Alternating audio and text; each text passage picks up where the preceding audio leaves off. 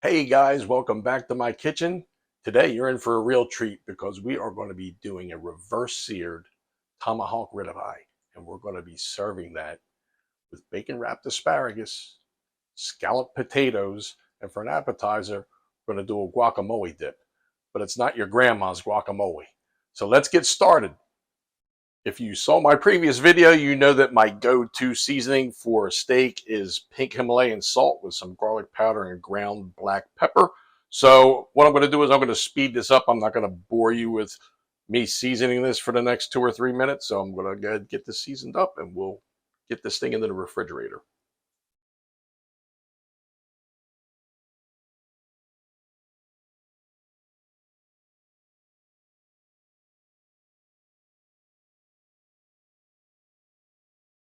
If you hang out with me long enough in my kitchen, you're going to come to know that I have a love affair with bacon wrapped asparagus.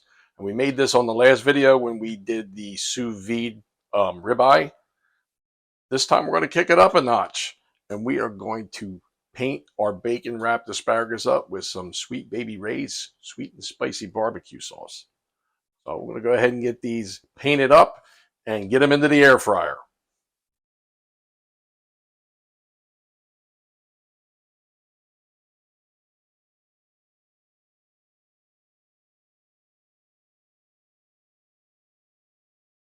You know the drill, guys. Alexa, set the air fryer for 11 minutes at 400 degrees. Air frying for 11 minutes at 400 degrees. Gotta love it.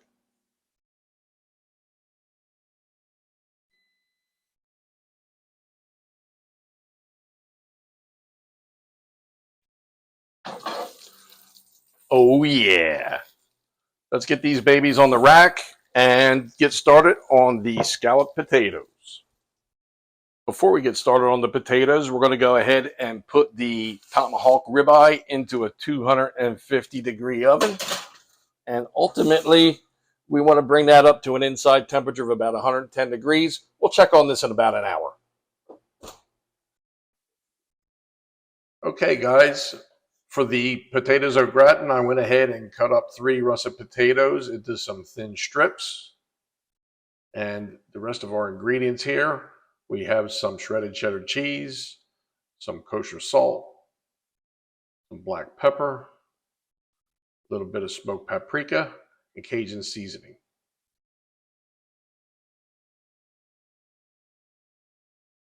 Cajun seasoning I'm using is Tony Chaudhry's, is one of my favorites. Choose whatever Cajun seasoning you like. And here we have 3/4 of a cup of heavy cream, and what we're going to do is combine the cream with the seasonings, and we're going to go ahead and start to layer up the potatoes in the springform pan. Let's go ahead and get the ingredients into the cream.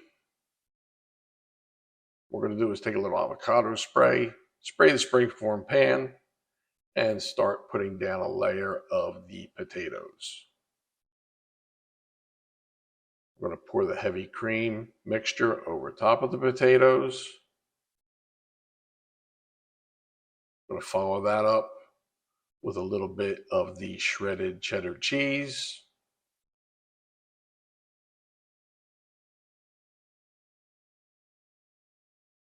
And then what I'll do is go ahead and just speed things up and layer up the rest of the potatoes au gratin.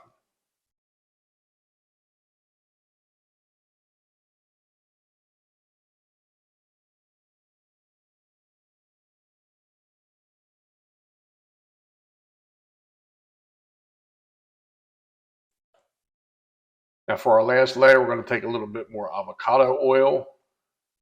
I'm going to let it pour on the heavy cream mixture.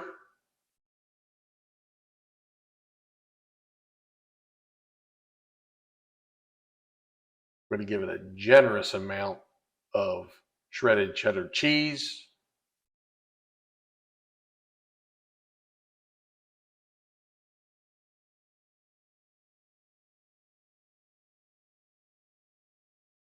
Make sure we get plenty of cheddar cheese on there for this top layer.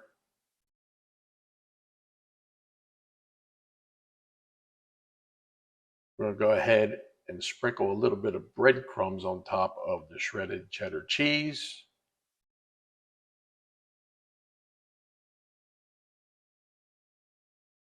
I'm going to follow that up with some more avocado oil, and then just a little bit more of the Cajun seasoning.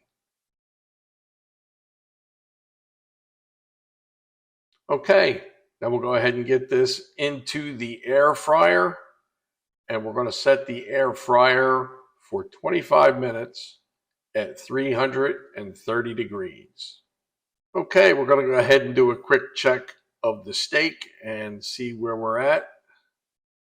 Stick the instant read meat thermometer in there and see that it's 102 degrees or so. So it's got just a little bit left to go. Let's check it up near the top.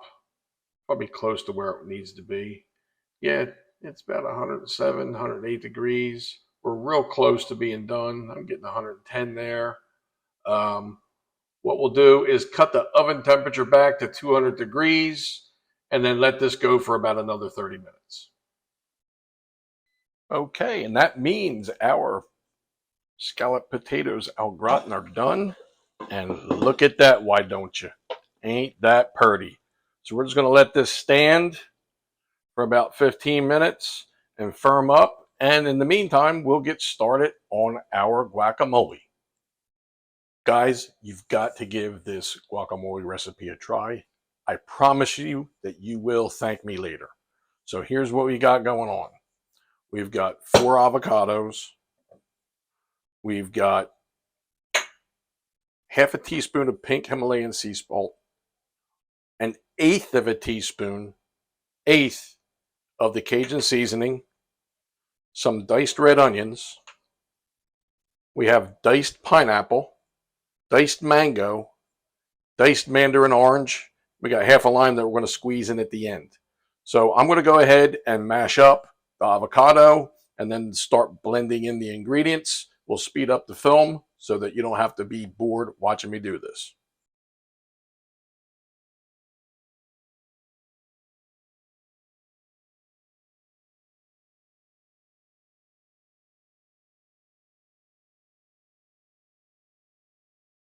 Okay, guys, that's what the finished product looks like. And you want to make sure that you use plenty of fruit in this guacamole dip, because in this dip, the fruit is the star of the show. So I start off with 4 mandarin oranges. I dice them up, and then I do about 50% of the amount of the orange for both the pineapple and the mango.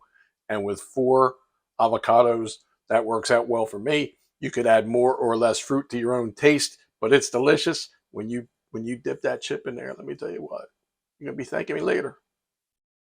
There's only one thing better than making food, and that is enjoying it with somebody that you like spending time with. So Nikki and I are going to go ahead and dig into this appetizer.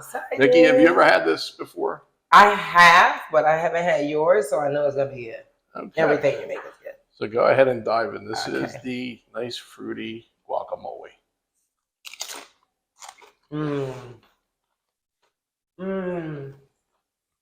She said, that was so good. So we're going to enjoy this appetizer and a cocktail, and then we're going to get onto the ribeye. So we'll see you in a little bit. Just pulled Mr. Tomahawk out of the oven. He's ready to go. We're going to get the grill pan ready, give it a quick sear, and get at it. All right, folks, that pan's getting close enough to 500 degrees for me. We're at 499, 500. That's about 500 in the center. Close enough. You know what that means. That means it's go time. So let's go ahead and get a sear on this puppy. I'm going to speed the video up because you don't need to watch this whole thing. I'm going to use this tongue to help me out because it feels like this thing wants to fall off the bone. So let's get with it. Oh, my God.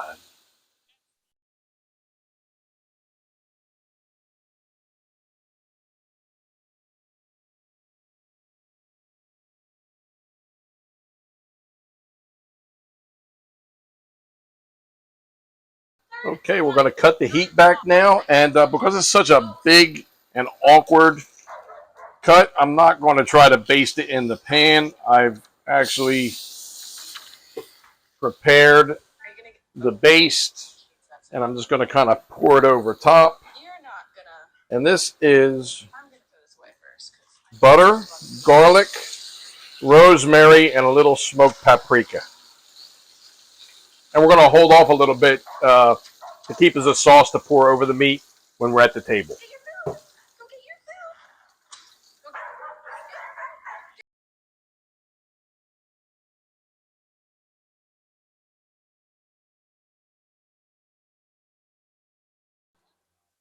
All right, we're going to go ahead and transfer this to the board and let it rest for a little bit. And then it is time to eat.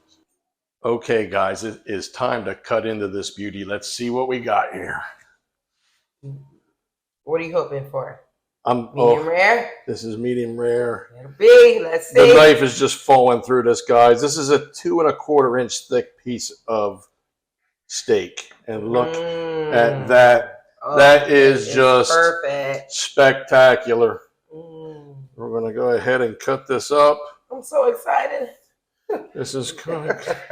This should be goodness, against the law. Yeah. Okay, guys, we are going to dig into this, and I actually want to get Nikki's reaction to this steak because And I'm ready. I think it's something special. And what do we have? We have that. This Just like butter Nikki. sauce. That is that sauce right there is butter, garlic, rosemary, and some smoked paprika. Because I know you really wanted me to finish this on the grill. I wanted to give it a little smoky flavor for you. It is delicious. So I am going to now see if she's just saying that or if it really is delicious.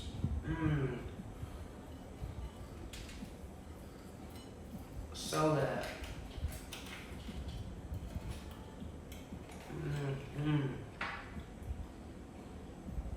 She was telling the truth. Okay, guys, I hope you enjoyed the video as much as I enjoyed making the recipe. I hope you give it a try in your own kitchen.